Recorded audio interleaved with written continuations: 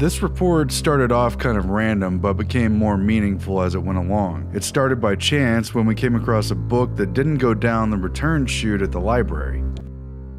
Glancing at it, we immediately connected Alan Turing, the famous mathematician and computer scientist, with our years-long study in cybernetics. The topic of the book, Connectionism and Neural Networks, was part of a serious inquiry to map and control the functions of the brain, and reciprocally to construct artificial neural networks and brain-like intelligent computers. So it seemed fascinating enough that we flipped through the intro and a few of the other pages before we sent it back down the return chute. It is abundantly clear that Alan Turing is a man who made his mark on society, even though his name was virtually unknown until recent decades, when personal computers and the internet brought everything back up again. It's clear that Turing is one of the handful of men who opened the doors to the information age and to the increase of both knowledge and control in all our lives.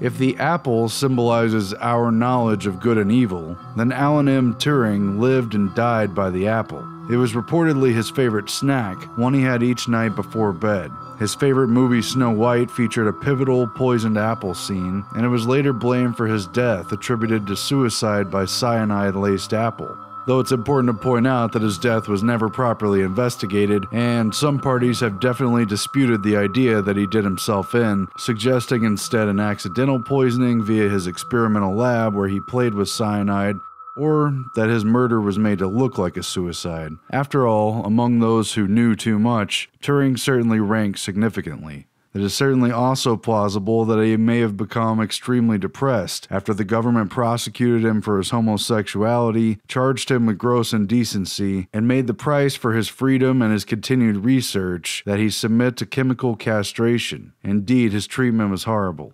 At any rate, his particular genius in computer architecture played a pivotal role in the development of the digital computer and the decryption of the Enigma code that turned the entire tide of World War II in the Allies' favor.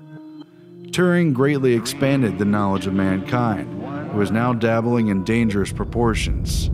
Extreme secrecy shrouding his work, as well as criticism by his superiors and his reluctance to publish, likewise held back knowledge from the world, as he played a pivotal role in bringing man one step closer to unleashing artificial intelligence upon the world.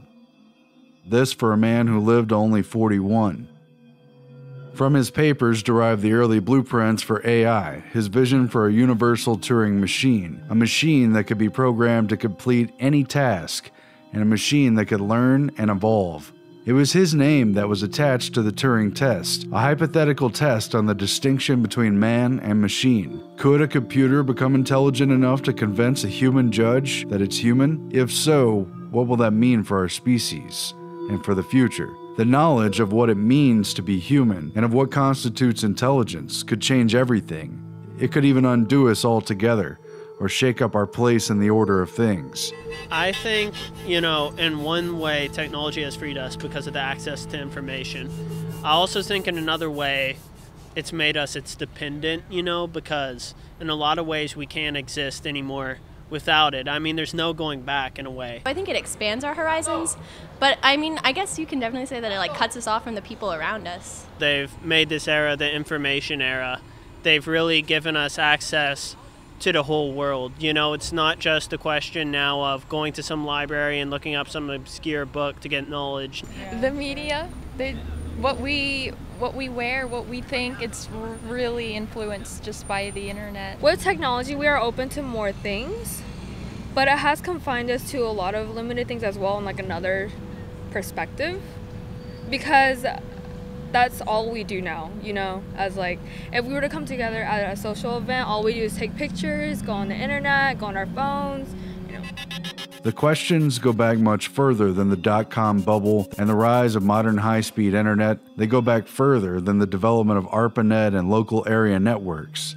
In the Minds of Men, we explored in depth the connections between the brain and computers, and the computer modeling of the brain with artificial neurons, all central to the science of cybernetics being pursued in the 1940s and 50s, and especially surrounding the influential group in the Macy's Foundation Conference on Cybernetics, also known as circular causal and feedback mechanisms in biological and social systems. They meant to affect the lives of men and society. Behind it was an attempt not only to understand the brain and to increase the complexity of the digital computer, but to usher in an artificial intelligence that could learn and develop from experience and keep up with man's mind.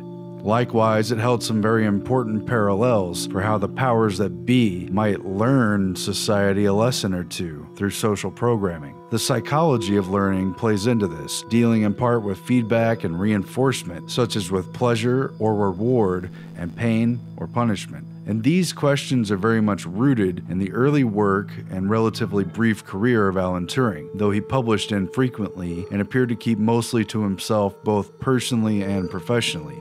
Moreover, many of his achievements were classified, and much of his central work on computer technology and cryptoanalysis was kept secret during and after World War II.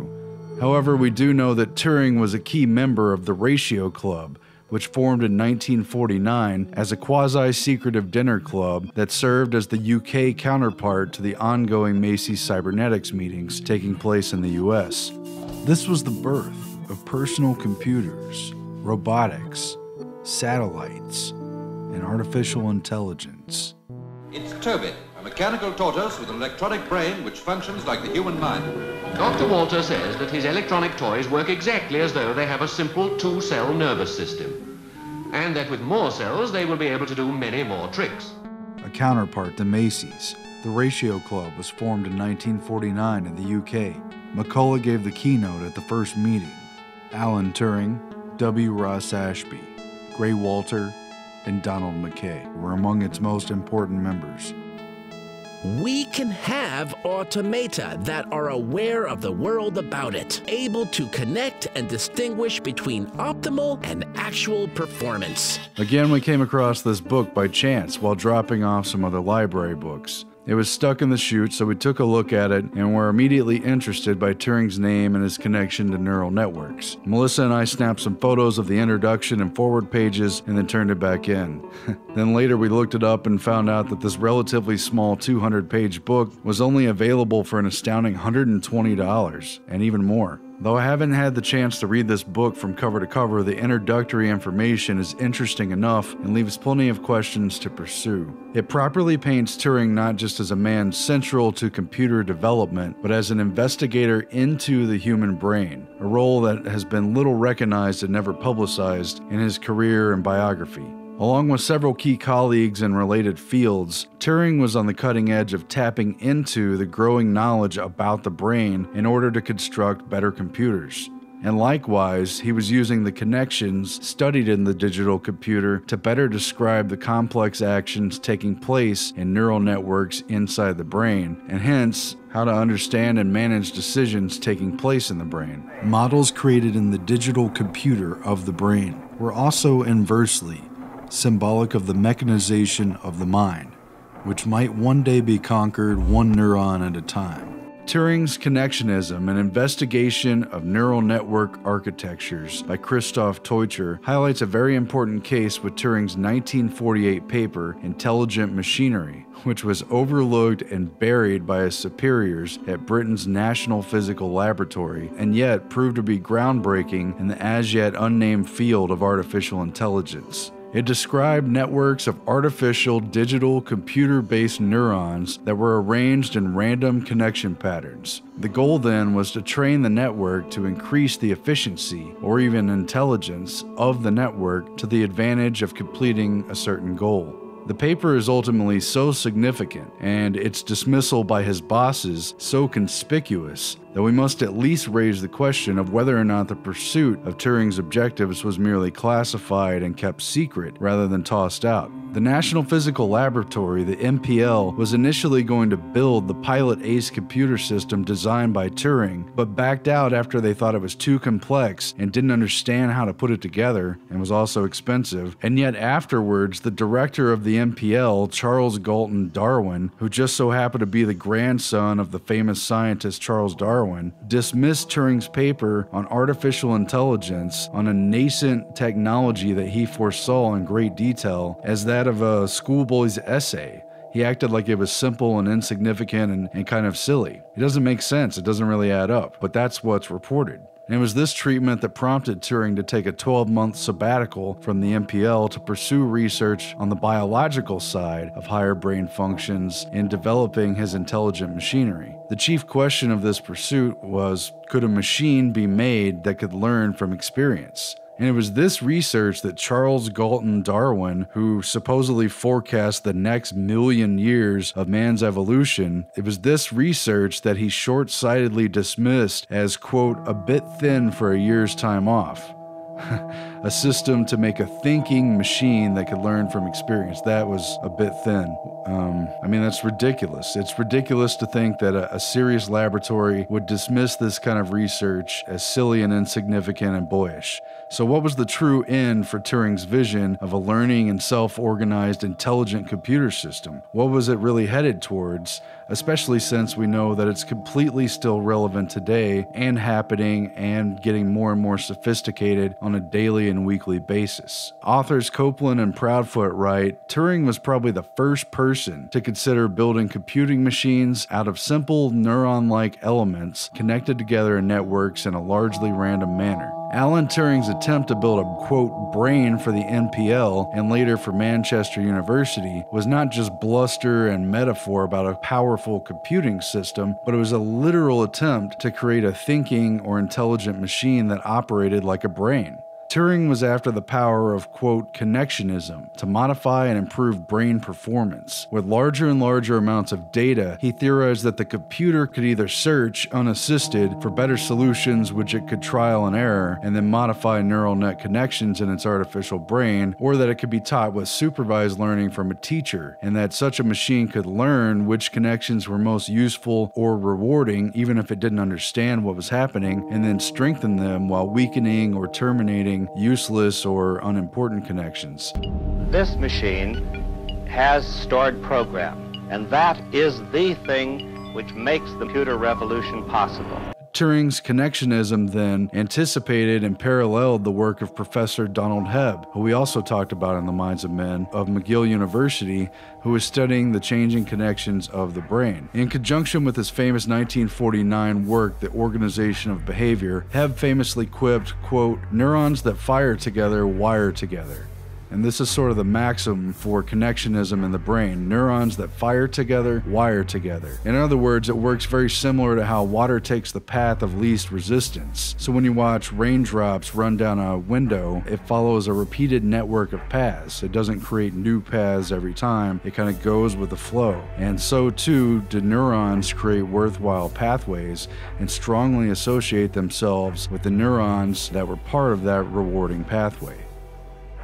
Mired in frustration over the significant delays in building his ACE computer and the short-sightedness in the objectives and the priorities of the NPL, Turing broke, quote, a gentleman's agreement with Charles Galton Darwin and instead left to take a position as deputy director of the Royal Society Computer Machine Laboratory at Manchester University, which is connected and sponsored by the Royal Society of Science, and he went there after his hiatus, and this was the place where the first stored program electronic digital computer was officially born in 1948. They had it first. And even though he didn't design this computer and he didn't get to build his computer until a little later on, Alan Turing was there with the open arms of a father, ready to use this machine and put it to work as soon as he could get his hands on it, and to put it to use for his line of inquiry into the brain and to the genetic structure that underlies intelligent life. And so Turing was, from virtually the very beginning of the digital computer, pursuing a life. That's artificial life, artificial intelligence. And it wasn't just computer engineering and theory for the sake of programming better computers. His work and the work of several other important figures, such as von Neumann, it was always about the biological link to the brain and the processes of the body. And strangely enough, the computer was never just about the computer and calculations and how to make that work better and faster. It was actually always about this parallel to the brain and providing a sort of vessel to try to dig in and understand the ultimate black box, the complicated biological machinery that society throughout history had struggled to understand. And now they were making breakthroughs in large part because of the development of the modern digital computer. So Turing wrote to fellow cybernetician and Ratio Club member W. Ross Ashby circa 1947 and told him his design for the ACE automated computer engine was ultimately geared towards studying the brain. He said, quote, "In working on the ACE, I am more interested in the possibility of producing models of the action of the brain than in the practical applications to computing." So he said it straightforwardly. In point of fact, Ashby had been hoping to use Turing's ACE-1 computer at the NPL to build his homeostat model of the brain, which Turing encouraged and endorsed as his primary focus in this 1946 letter. However, the NPL under Darwin proved its, quote, inability or unwillingness to properly manage the construction of the machine. And in 1951, Turing wrote to his former assistant, who was at the NPL, quote, "Our new machine, the Ferrante Mark I, is to start arriving on Monday, and I'm hoping, as one of the first jobs, to do something about chemical embryology. In particular, I think one could account for the appearance of Fibonacci numbers in connection with fir cones." As Christopher Teuscher writes, Turing used the Ferrante Mark I to simulate a chemical mechanism by which the genes of a zygote may determine the anatomical structure of the resulting animal or plant. And he was the first person to engage in this computer-assisted exploration of, quote, nonlinear dynamic systems. He was the first person to use a computer to explore these genetic and biological aspects. And it's very significant and I think pretty surprising, because when you hear Alan Turing's name, that's not the kind of work that comes to mind. In fact, I think very few people know about that. But to go back to cybernetics and its connection with Turing and the origins of all this, we see that Turing was long connected to the unfolding cybernetics movement. His early theoretical work in computers was essential to this movement, and the time that he spent in the US at Princeton's Institute for Advanced Studies put him in contact not only with Albert Einstein, but more to the point, with John von Neumann, and they formed a relationship that lasted, even though Turing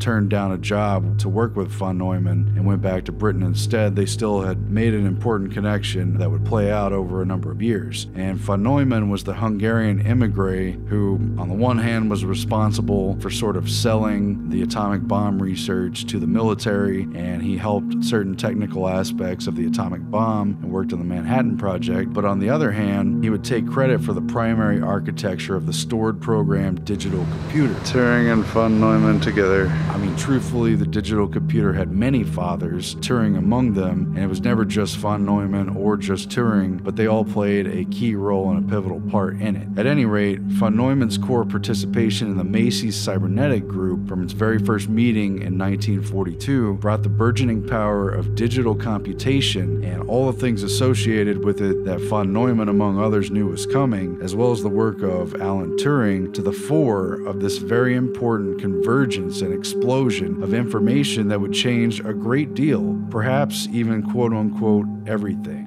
11 years before Turing's 1948 Intelligent Machinery paper was his 1936-37 paper on computable numbers with an application to the Entscheidungs problem, which in English is the decision problem, which is basically how are decisions made, how do you mathematically determine how decisions are made and what apparatus could do that, etc. It's kind of one of these age-old problems that mathematicians and philosophers have studied for a number of years, and he took that on. At any rate, this 1936-37 paper was almost the only paper that Turing was known for at all, because so much of the rest of his career was kept entirely secret, especially due to the work that he did during the war that basically little else that Turing had done was known until decades after his untimely death in 1954. This 1937 paper on computable numbers was also the paper that first proposed the universal Turing machine, a key concept here, as an answer to the decision problem that was presented again by earlier mathematicians. By using, quote, an algorithm, such a machine could find the solution to any problem, Turing argued, so long as the solution was A, possible, and B, that the instructions to the query were input in precise and finite terms. Nothing could be ambiguous. If the directions are very clear, then if the thing can have a solution, this machine will be able to do it. Essentially, if it was programmed properly, it could do anything. Turing's key paper set the stage for the success of the digital electronic stored memory computer and established the modus operandi for answering investigative questions not only about the machine but about man and his brain. Chief among these would remain the Turing Test question itself, the imitation game that Turing came up with, the ongoing question of whether or not a machine could be intelligent or could think,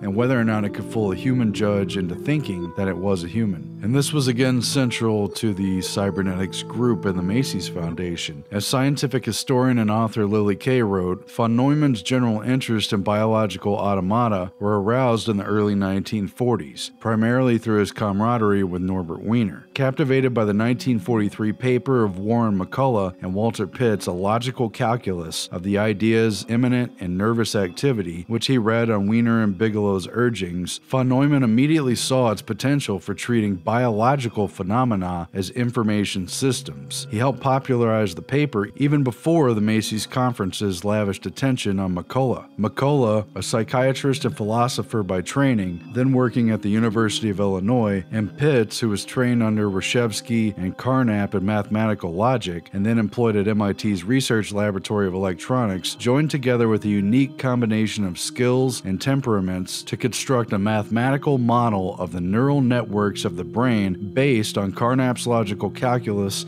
and on Alan Turing's work on theoretical machines. So it all centered around this. Neurons were treated as black boxes, obeying mathematical rules governing the input and output of signals. A unit psychic event, or quote psychon, was based on all or none, 1 or 0, yes or no impulses of neurons combined by convergence upon the next neuron to yield complexes of propositional events. These logic-driven representations of biological mechanisms served as epistemic modules in the design of military cybernetic systems of the 1940s and 50s, a point McCullough appreciated quite early.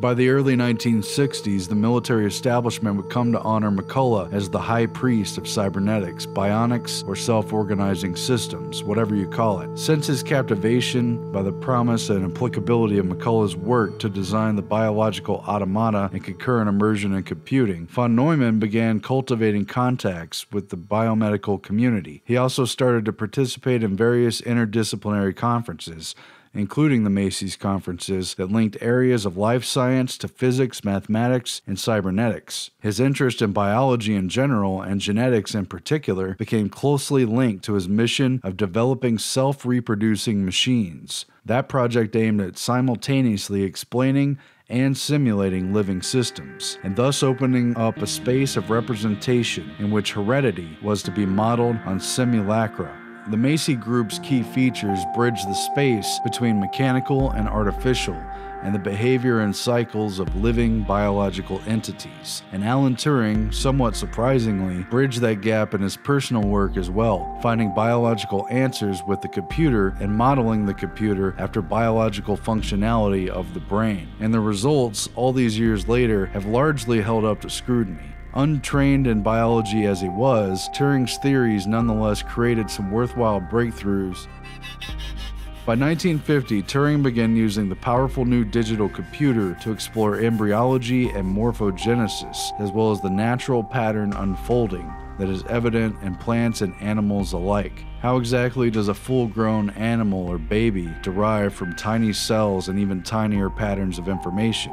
In 1952, Turing published The Chemical Basis of Morphogenesis, proposing a reaction-diffusion system of chemical synthesis, wherein so-called morphogens, chemical structures, one of which was activating, one of which was inhibiting, react and spread throughout tissue with a varied effect on growth patterns that's reflected in stripes and spots and patterns of development of all sorts that we recognize throughout the animal and plant kingdom. In 1953, Turing suggested that this chemical morphogenesis, which ultimately creates a resonant frequency waveform that alters the creation, quote, might be the main means by which the chemical information contained in the genes was converted into a geometrical form. And I think this really gets into the heart of the matter. I think at its root, cyberneticians weren't just interested in advancing the various branches of science or sort of bringing them together in a general way. I think they really wanted to dig into what was the meat of the issue, what were the bits and pieces that constructed this thing we call life and the existence that we know, what really was mechanically, what was the interface of how this all happened. The neural nets project of McCullough and Pitts spearheaded this cognitivist turn in the 1940s. Science of mind thus became a science of signals based on binary logic. Neural nets bridged the gulf between body and mind, matter and form. Matter and form. The discussion began at von Neumann's request, a conversation about consciousness as to whether there is an anatomical substrate for what has everybody knowing things. They had a universal mechanism to create goal-seeking behavior that made machines and even people basically programmable on the influence of a feedback system. When we were talking this morning, von Neumann was saying that the brain could not be an analog calculating machine, but must be a digital one. A machine with an analogic part and a digital part. So the analog part is able to create analogies that mirror observed actions in human beings with whom we communicate. Tapestry woven from the memories of past sensations. And I think at least some of them were not going to be satisfied with anything short of an understanding of what that was. And in doing so, Turing, among others, explored the development of the individual organism from out of the code that could be replicated and reproduced over and over again with very little loss or changes other than mutations. And it's very significant that his theory of chemical synthesis of these activating and inhibiting agents were responsible for the particulars of creation all the way down to the idea of how information contained in genes was converted into a physical form, a geometrical structure.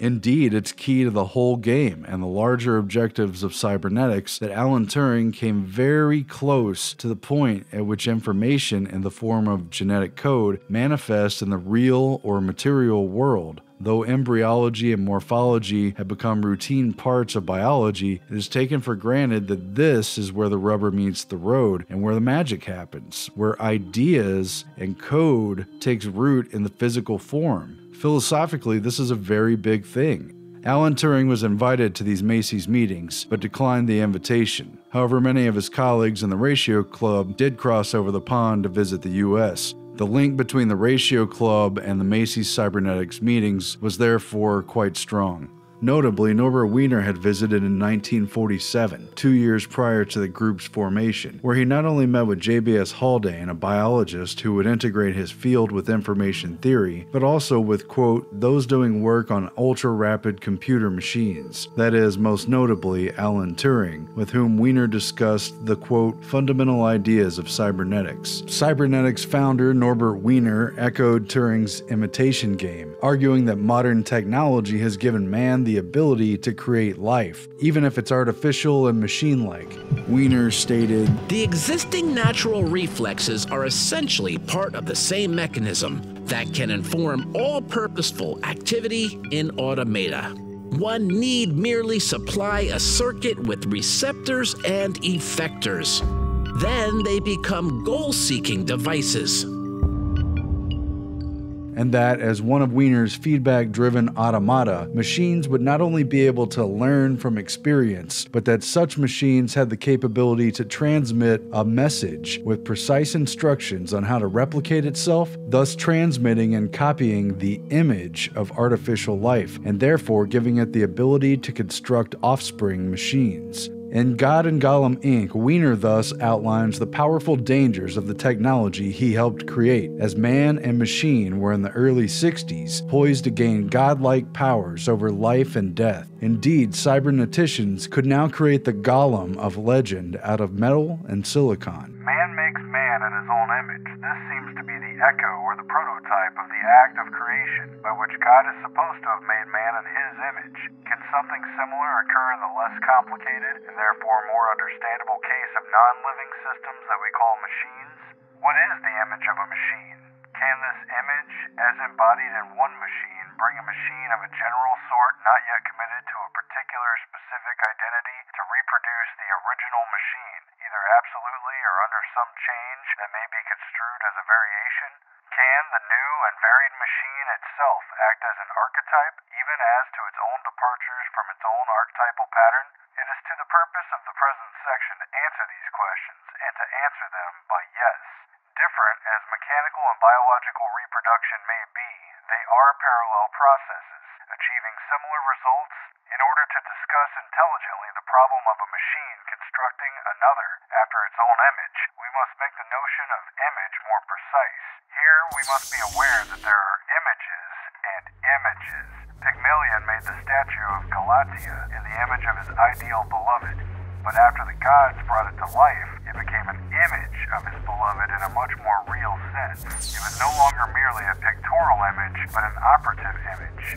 The operative images which perform the functions of their original may or may not bear a pictorial likeness to it. Whether they do or not, they may replace the original in its action, and this is a much deeper similarity. It is from the standpoint of operative similarity that we shall study the possible reproduction of machines. But what is a machine?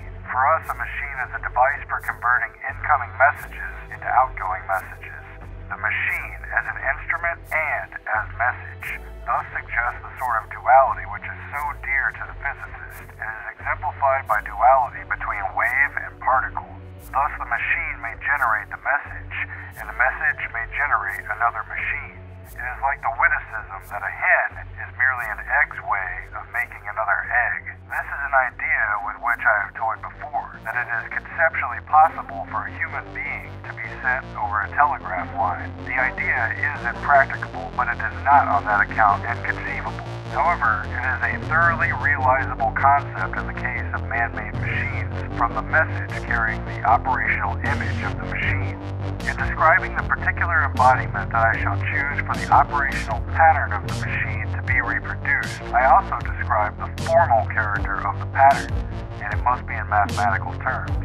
This is in fact very similar to what occurs in the fundamental act of reproduction of living matter. Here too, a substrate capable of assuming a large number of forms, molecular structures in this case, is caused to assume a particular form by the presence of a structure, a molecule, that already possesses this form. The multiplication of living matter occurs by a well-described template process in which the nucleic acids determine the laying down of amino acids, and this chain is doubled, consisting of a pair of complementary spirals. When these separate, each gathers to itself the molecular residues needed to reconstruct the double spiral of the original chain, and thus a reliable copy is made. In Life's Code script by Sidney Brenner, the Nature Journal highlighted the significance and the irony in that Turing's specific and technical definition of a universal Turing machine, which could theoretically accomplish any task if the program gives directions that are sufficiently clear as to what is to be accomplished, it best fits not merely a computer or a machine or a more advanced algorithm so much as it almost mirrors the reproduction of biological life according to minutely encoded and incredibly complex directions. Quote, Turing introduced what became known as the Turing Machine to formalize the computation. Essentially, the system is a set of instructions written on the tape which describes the machine. Turing also defined a universal Turing machine which could carry out any computation for which an instruction can be written. This is the origin of the digital computer. Nowhere else are there such complicated systems in which every organism contains an internal description of itself. The concept of the gene as a symbolic representation of the organism, a code script, is a fundamental feature of the living world and must form the kernel of biological theory. And yet, at the same time, it matches up almost perfectly with Turing's definition of the universal Turing machine and the instructions for giving instructions to a computer. And Nature observes, quote, Turing invented the stored program computer, and von Neumann showed that the description is separate from the universal constructor. This is not trivial. Physicist Erwin Schrödinger confused the program and the constructor in his 1944 book, What is Life?, in which he saw chromosomes as, quote, architect's plan and builder's craft in one. But this is wrong. The code script contains only a description of the executive function, not the function itself. How that function is enacted and how it brings a code script to bring about life is still something of a mystery and taps into the meaning of God and everything else. In fact, it may be the deepest mystery of them all, perhaps the most closely guarded secret of all antiquity, known only to the innermost priesthood. Cybernetic at heart, these inherited secrets fueled the minds of the ancient philosophers and mathematicians. Thereafter, priest classes, secret societies, and elite organizations of learned men. After summing up this history of scientific progress, he paused.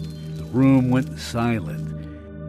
And he said, if you want to get behind the fake explanation of how our world comes to be as it is, then you must find the facts for yourself and accept nothing in addition but logic and mathematics. And while these computer scientists were not ignorant of revelations in biology and regularly took in topical information from experts in biology and other fields, von Neumann and Turing's prescient connections between computers, biological life, and mental connectivity were all carried out well before Crick and Watson announced their discovery of DNA to the world in 1953, and at a time when the gene was theorized and known but elusive and not pinned down and still theoretical and very far from being fully understood. Significantly, the information theory established by Claude Shannon and Norbert Wiener, again core cyberneticians, holds that information is a different state from matter and energy. It's not used up, dissipated, or destroyed, but its image can project onto the chemical processes of any and all matter. The inherent codes, such as those of the reoccurring Fibonacci sequence, can and do manifest throughout creation without loss. The information is the image, the code, the message, the word, genetic structures loaded with encrypted information, imaged onto reproductions, creations out of a pattern. This then comes back around to the purpose and direction of Turing's attempt to train the higher functions of the brain on his computers. Again, he was frustrated at the dull efforts of his colleagues at the MPL and their bureaucratic slow work in attempting to pursue only the lower functions of the nervous system and kind of have a rudimentary, base robotic kind of response. Turing was more interested in his theories on, quote, the supervised learning in the form of evolutionary algorithms. He wanted to be able to train initially random artificial neural nets for specific functions, and through reinforcement, including pain and pleasure, these effective or efficient neural pathways could be strengthened and fast-tracked enough that a, quote, growth process and metabolic change could take place. To me, it's very much like beating a path through the woods. The first time someone walks through it, you would hardly notice the difference, but after hundreds of people, hundreds of animals walk through it day after day over time, it becomes a clearly beaten path that gradually grows wider and carries more and more traffic on it. So then likewise, Turing theorized less successful synaptic pathways, those that were wrong or not rewarding or more or less useless, they would weaken and deteriorate, and the brain would sort of rewire itself as things went on, which is what they found biologically. The result, however, would not necessarily guarantee optimal biological utility. The human brain is the center of the network of fibers that make up man's nervous system. A pulpy mass of cells and fibers, the brain. Turing wrote to biologist J.Z. Young, another Macy's Cybernetic Conference attendee from Britain, that, quote, "I'm afraid I'm very far from the stage where I feel inclined to start talking about any anatomical questions about the brain. According to my notions of how to set about it, that will not occur until a late stage when I have a fairly definite theory about how things are done. At present, I'm not working on the problem at all, but on my mathematical theory of embryology. This is yielding to treatment, and it will, so far as I could see, give satisfactory explanations of 1. Gastrulation, 2. Polygonal symmetrical structures, e.g. starfish, flowers, 3. Leaf arrangement, in particular the way the Fibonacci series comes to be involved, 4. Color patterns of animals, e.g. stripes, spots, and dappling, 5. Patterns on nearly spherical structures such as some radiolaria, but this is much more difficult and doubtful. I'm really doing this now because it's yielding more easily to treatment. I think it's not altogether unconnected with the other problem. The brain structure has to be one which can be achieved by the genetical embryological mechanism. And I hope that this theory that I'm now working on may make clearer what restrictions this really implies. What you tell me about the growth of neurons under stimulation is very interesting in this connection. It suggests means by which the neurons might be made to grow so as to form a particular circuit, then to reach a particular place.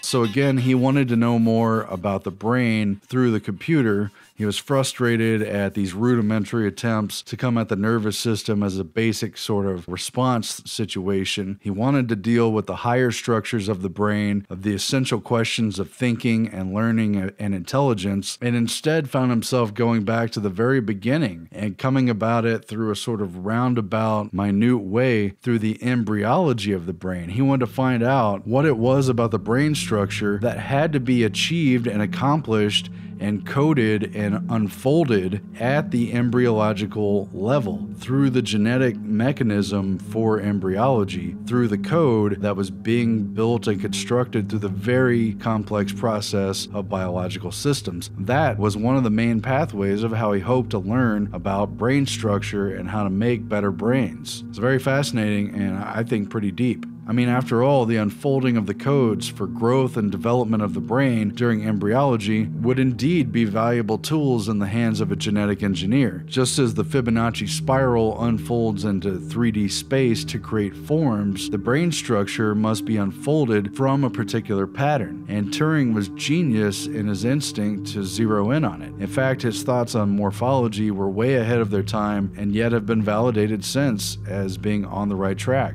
And as authors Proudfoot and Copeland explained, Turing's deeper motivation for modeling the brain was to create structures useful to learning that could advance or evolve machines, but probably also organisms, or alternatively, the organization of superbiological organisms such as human society itself. Hence, in time, an advanced neural network, artificial or artificially stimulated, would carry out repeated genetic or evolutionary search, in Turing's terms, to find the gene combination with the highest survival value. Turing theorized that, quote, intellectual activity consists mainly of various kinds of search, inputs for a trial and error, basically, and therefore effective search and evaluation through rewarding neural net pathways was itself a pathway to machine intelligence. And when carried out on a machine level, this would, in theory, be more than just a metaphor, but a realistic form of genetic adaptation at the mechanical and non-biological level. And when carried out biologically, there's no theoretical limit to the rapid evolution that a computer could assist in biological determinism, whether it was ultimately for good or for ill. And I'd be very skeptical, of course, but it'd be a very powerful tool and a very dangerous one. The possibilities are simply staggering and likely very frightening. Society, directed by human cabals, are already very cold and calculating and often inhumane in their utilitarian determinations of what is best for people who have little choice but to go along with the tide of centralized government and mega-industrialized society. And in the hands of a highly advanced computer, we could expect many efficient and effective solutions, but we could hardly rely upon the human determinations of a machine that has proved less than apt to grasp at what it actually means to be human. Morally, philosophically, socially, spiritually, the machine remains quite different and probably wouldn't be very concerned with our central concerns as humans, so it would be very dangerous. And yet that's definitely where things are headed today and in the foreseeable future. Ultimately, we are surprised perhaps at finding the famous computer scientist Alan Turing not only studying and modeling the brain, but searching for knowledge of how the brain develops from embryo, and hence where its control switches are.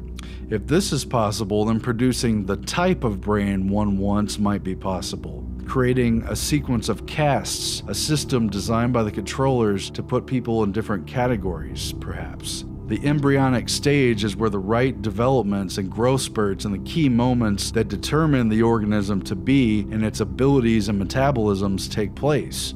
So there's a lot of information related to this in the book written by the late Lily Kay, who wrote the Book of Life, A History of the Genetic Code, which connected cybernetics and information science not only with genetics, but ultimately with the alteration of reality, with this larger attempt to change things on the whole. And in her book, she quotes from molecular biologist Robert Sensheimer, who was the progenitor of the Human Genome Project and who was the author of the 1967 The Book of Life.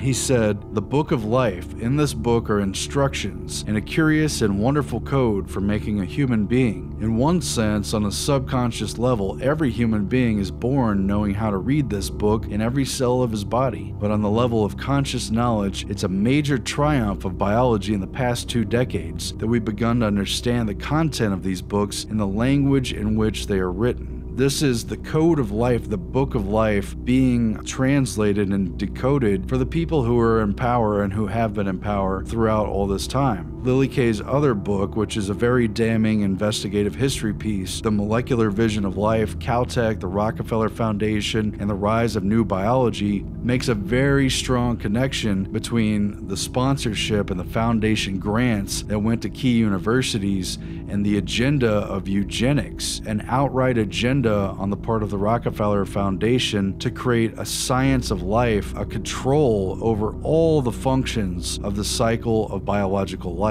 They wanted the codes and the keys and the buttons to what makes people tick, and of course animal and plant life as well. They wanted a complete, thorough understanding of genetics, not in of itself for the scientific knowledge, although that's also clearly important, but they wanted it for its utilization in social engineering, social control, which they already had a great deal of, but clearly wanted more of. And you've got to read that book for yourself, both of these books. They make a very strong case as to what was really going on and what agendas were taking place here.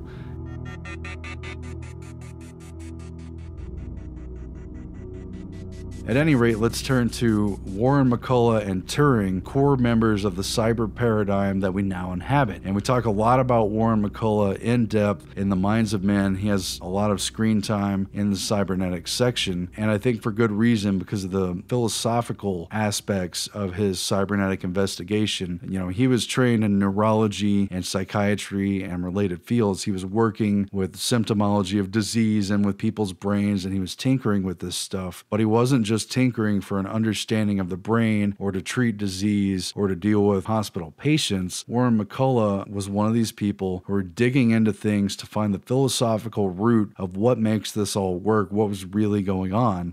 That's what he was after. It was a quest for knowledge, much like Turing, and not just for practical reasons. At any rate, Warren McCulloch was either working closely with Turing or he was continually modeling his work off of Turing's work. Warren McCulloch had been invited to London in 1949 to preside over the first Ratio Club meeting, where he gave the presentation Finality and Form in Nervous Activity.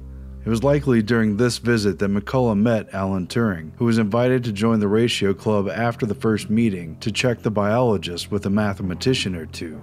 Indeed, the ground between biology and mathematics met in the cybernetic applications of the computer, which Turing was now pursuing at Manchester University. While Turing had earlier given an influential talk on educating a digital computer to the club in 1950, by 1952, Alan Turing was lecturing to the Ratio Club on the chemical origin of biological form. After multiple visits to England to attend Ratio Club meetings, McCullough invited Alan Turing to the final Macy's Cybernetic Conference in 1953, not long before he ended up dying in 1954, acknowledging Turing's deep contribution to its origins. But curiously, Alan Turing declined the invitation to attend the Macy's conference. He sent a polite letter, he made excuses that he was a stay-at-home type, he suggested he was unwilling to make a transatlantic voyage, he mentioned that a new school term was starting, but ultimately he suggested that he was unlikely to get permission to go. And as Klaus Pius pointed out in his introduction to the Cybernetics book, clearly secrecy and confidentiality remain a sort of elephant in the room.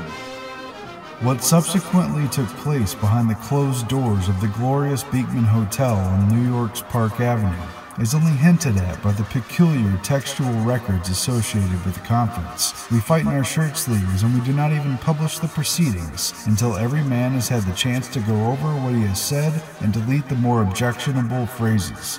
In order not to air dirty laundry from the events, the participants' presentations and discussions were heavily redacted for the press. And it was this that was likely constraining both Turing and many of these other scientists who were part of this group. Von Neumann, for one, died under armed guard, under military watch to make sure that state secrets didn't leak out when he was in a delirious state, etc. Secrecy was a big part of this, and it seemed like a shroud over Turing's life. But moreover, such a secrecy probably still holds a shroud over our knowledge and our understanding of what was attempted and what was pursued and what was actually accomplished. Basically, all the stuff they were looking into is still quasi-forbidden fruit. It's still kept by those in power, and our understanding of what they were even looking into is kind of infantile because so much of it is still secret. The club faded out by 1955, shortly after Turing's tragic death and after the president of the Royal Society had endorsed the concepts of cybernetics within the framework of, quote, every conceivable branch of biology. Either way, Warren McCullough's career and his key interests paralleled and continued to follow those of Alan Turing. Despite the lack of a clear record of their collaboration, they have all these clear overlaps in their work. But despite their shared interest and many close contacts, Alan Turing didn't seem to like Warren McCullough very much. And throughout his career, he failed to reference the very important work that McCullough and Pitts had done, and in particular their seminal paper, their 1943 paper on neuronal calculus that was based on Turing's work and that had most meaningfully responded and advanced those concepts. Conference chairman Warren McCullough had taken things a step further, showing how the operation of the human brain can be represented by on and off electric switching devices. It is stop or go, on or off, one or none. His 1943 paper with Walter Pitts on the logical calculus of neuronal activity introduced the concept of the neural net and showed how the communication of neurons could be modeled by a digital computer. It was McCullough and Pitt's paper that was pivotal to the cybernetics meeting and the convergence of knowledge around that had taken Turing's universal machine concept and used it to open up pivotal questions that were central to Turing's own interest. McCullough and Pitts were modeling neural nets in the brain on the basis of Turing's math about universal machines, using mathematical logic to try to work out how brain structures work using these artificial neuron models. It was completely up Turing's alley and directly paralleled Turing's work. First of all, McCullough gave Turing a lot of credit for starting off his work, and he made this clear in remarks from discussion in a von Neumann lecture from 1948. McCullough said, quote, "I started entirely in the wrong angle, and it was not until I saw Turing's paper from 36-37 that I began to get going the right way around, and with Pitt's help, formulated the required logical calculus. What we thought we were doing, and I think we succeeded fairly well, was treating the brain as a Turing machine. So the entire cybernetics movement, in a way, was based around looking into the brain, but treating the brain as a Turing machine and following the same rules that would work mechanically for a computer as you would with a biological person or organism. And it wasn't just the modeling of the brain with artificial neural nets, but it was the deeper sort of philosophical stuff that it connected to. In his writings, McCullough waxed philosophical about the form and finality of ideas that Plato had first waxed intellectual about, and their relation to the logos, a very important but understated cybernetic pursuit. And logos has several profound meanings, dictionary definitions that sort of overlap and play upon each other. The first definition, logos, is the word of God, the revelatory word mentioned in the Bible. In the beginning was the Word, and the Word was God. In a different definition, the logos is the word or form which expresses a thought. It's the structure or physical form that comes out of the idea.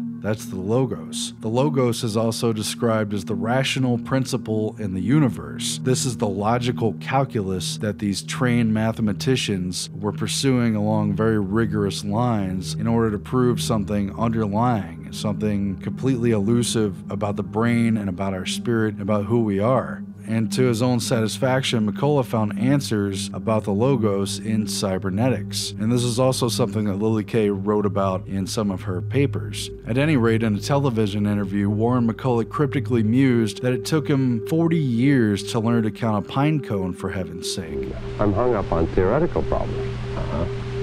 I'd love to know the theory of knots. It took me 40 years to learn to count a pine cone, for heaven's sake. But I never let go of those things, they just keep churning. And again, it parallels the fact that Turing took a very deep interest in the Fibonacci number pattern and the growth of living things, and he would basically stare at daisies and watch them grow and ponder what created this sort of spiral pattern, especially in plants, but also in animals, seashells, etc. And he did his first mathematical studies with the computer on the fir cone as a prime example of his inquiry into Fibonacci. And so McCullough and Turing were both looking at the pine cone, the fir cone, and its unraveling pattern as key to decoding the mystery of embryology, of morphology, of how the brain develops, how it works, and what the key inputs are to even create the thing that it is. And eventually this reached into Turing's theories on morphology, where ultimately it was a resonant frequency, a particular wavelength that achieved this by competing chemical activators and inhibitors that created the geometric forms out of the genetic code. These were ideas encoded and imprinted and then brought to life, as it were, by the breath of God in several definitions, biblically, spiritually, scientifically, rationally. This was the logos, the point at which the code turns into physical manifestations, at which the code of life turns into life. And again, McCullough and Turing were digging as deeply into this as any scientist that I know of. It's the kind of stuff that the ancient Greek philosophers, Plato, Aristotle, what have you, were looking into, but never really were able to tackle, that we know of anyway.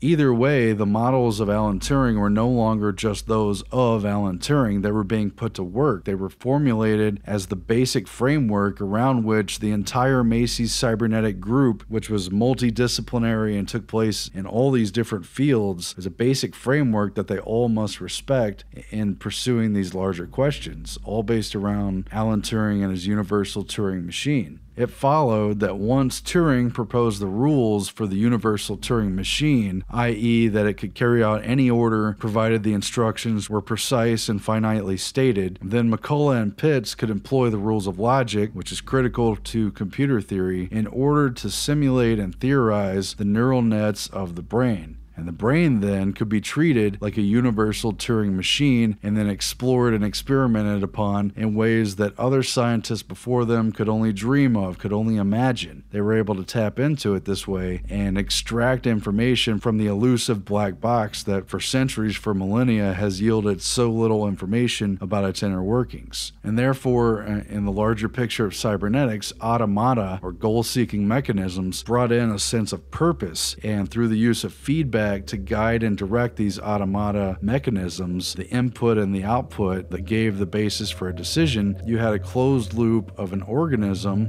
a man, animal, and machine that was connected with its environment. And through changing the environment, you could change even the very mental life of the man, animal, machine. You could change the conclusions and understandings that it holds internally because it's fed by sensory information. I don't know. It's pretty complicated. If you haven't seen The Minds of Men, please watch it just so you can understand this better. Cybernetics pioneer Norbert Wiener, whose work is featured prominently in The Minds of Men, wrote, "The newer study of automata, whether in the metal or in the flesh, is a branch of communication engineering, and its cardinal notions are those of the message, the amount of disturbance or noise, the quantity of information, the coding technique, and so on." As scientific historian and author Lily Kay wrote, according to Wiener, this cybernetic phenomenology of the body obtained also on the cellular and subcellular levels of life, partly through his ongoing dialogue with geneticist and evolutionary biologist J.B.S. Haldane. Wiener prophesied a cybernetics of heredity. As in all transmissions of messages, such a protein-based genetic transmission could be ultimately explained by information theory. Wiener believed that one could, in principle, transmit the coded messages that compose a human being, that it should be possible to write and therefore control the book of life. As David Noble has written, taken together, these cybernetic preoccupations gave rise to an unwieldy new meta-theory of systems in quest for total control. This was ultimately about the total control of life. Could it even be the end of humanity? The result was history. An alchemical reaction to the coordination and synthesis of the Macy's conferences and the larger work they were part of, not only unleashing Alan Turing's artificial intelligence, but reformulating society, re-establishing the paradigms for understanding humanity under a global mechanistic framework, and making inevitable a Hegelian synthesis from the thesis of man and the antithesis of his imitator, the growing and advancing intelligent machine, into a new species and a new epoch that is in every way poised to be transhuman, either a merge or a rewrite, anything but a passing fad. It now exists as a legitimate threat. Klaus Pias writes in the introduction to the Transactions of the Macy's Cybernetic Conferences that, in effect, the end of humanity has been brought about by the initial pivotal act of treating the brain as a Turing machine, and hence enabling an artificial brain, an artificial intelligence, and an artificial life. It has now been a long time coming. Indeed, it is not lightly or insignificantly that we have reached this precipice. Pias writes from page 15, this set of models had three main elements, each of which derived from American research conducted in the early 1940s. First, the logical calculus of Pitt's and McCullough's neuron model. Second, Shannon's information theory. And third, the behavioral theory formulated by Wiener, Bigelow, and Rosenbluth. In other words, a universal theory of digital machines, a stochastic theory of the symbolic, and a non-deterministic yet teleological theory of feedback were combined at the Macy's conferences into a single theory that could then claim validity for living organisms as well as machines, for economic as well as psychological processes, for sociological as well as aesthetic phenomena. Man could be placed in a technical loop, and his behavior modified. Walter Pitt's and Warren McCullough's 20-page article from 1943, A Logical Calculus Immanent and the Ideas of Nervous Activity, begins with the most ambitious goal imaginable, namely that of writing, in McCullough's words, quote, a theory in terms so general that the creations of God and men almost exemplify it, end quote. With a mixture of notations from Carnap, Russell, and their own invention, the authors sought to devise a sort of logical calculus of immanence. They expressed neuronal interactions as propositional functions that in turn could be expressed as neuronal interactions. And this meant first that to understand a given aspect of the nervous system, it would be sufficient to conceive it as an embodiment of Boolean algebra. The material reality of slimy brain matter is at best a sloppy instantation of pure and elegant switching logic on the Platonic, quote, instruments of time. This concept of embodied mathematics implied, second, that logical notations could be applied for any number of uses. be it to describe synapses or vacuum tubes, switches, or ink on paper. Pitts and McCullough's ideas were thus able to serve simultaneously as neurophysiological, philosophical, and computer technical concepts that operate and function, that can explicate both theoretical and practical entities, and that could be used to both model neuronal structures as well as to construct artifacts, exactly as John von Neumann, with this essay in hand, set out to construct digital computers. And this meant, third, that if all neuronal functions could be recorded as embodiments of logical calculus, it would probably have to be admitted that everything that could be known in and by means of logical calculus. Epistemology merged with psychology. Kant's synthetic a priori became a circuit and was thus no longer a purely human matter. Or in other words, for every conceivable thought, a network could be devised that connects it to and is thus able to think, whereby the mind or spirit, Geist, suddenly finds itself on the engineer's desk. Quote, mind no longer goes more ghostly than a ghost, as McCullough wrote. With this deconstructive turn, it was thought that the human had become a special sort of information machine, and information machines had become the general concept behind all, quote, communication. The human self appeared to be computationally constituted, in McCullough's words, and this is because the self not only made sense of its experiences through the conscious manipulation of symbols, it had also, moreover, ensured that experiences of any sort could only be made possible by means of the unconscious manipulation of symbols. The new cognitive conception of man in terms of its logical circuits possessed not only the elegance of a micro and macroscopically functioning model of universal manipulation, but for this very reason, it was also perfectly compatible with Claude Shannon's information theory, which is likewise based on the digital, something that could be transmitted without loss regardless of the materiality of its instances, just as McCullough's circuits could be implemented without loss in flesh or metal or silicon. The common precondition of all these foundational concepts of cybernetics, switching, Boolean algebra, information theory, and feedback, is digitality. It is thus only when humans and machines operate on the same digital basis, when the knowledge of humans and that of machines can be made compatible, that the epistemology of cybernetics is itself able to be productive. The nature of analog and digital brought new conceptual dichotomies to the surface: entropy versus information, continuous versus discontinuous, linear versus nonlinear, singular versus repetition, probability versus improbability, the real versus the symbolic, nature versus artifact, and so on.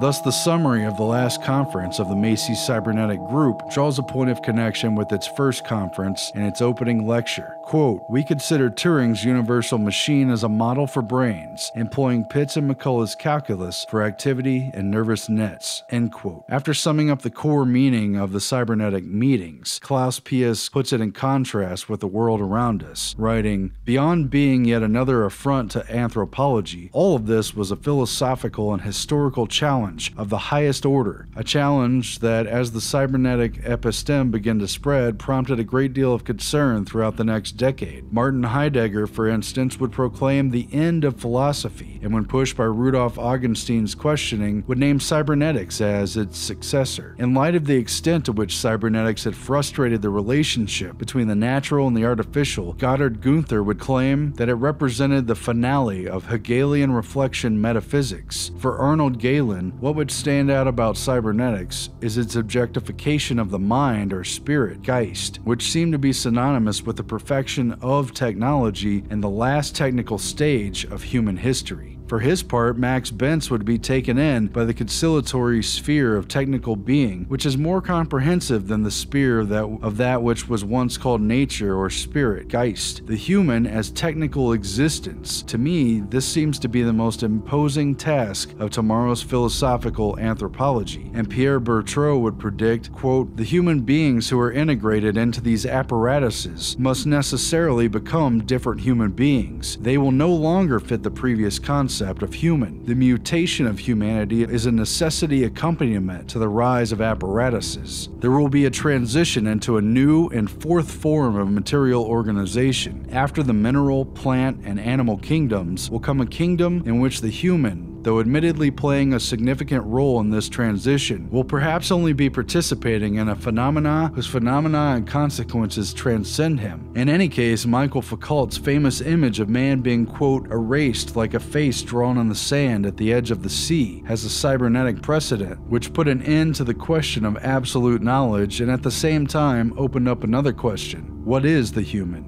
The condition for embarking on such a return to the beginning of philosophy was, at any rate, the end of the human, and this would entail the following: no longer treating the human as the starting point for any pursuit of truth, and no longer speaking of his domination or liberation. Instead, the all-encompassing approach of cybernetics introduced a new epoch altogether. The airborne computer is no longer a theory, nor an experiment. It's a fact, tested, functioning, practical, and restricted.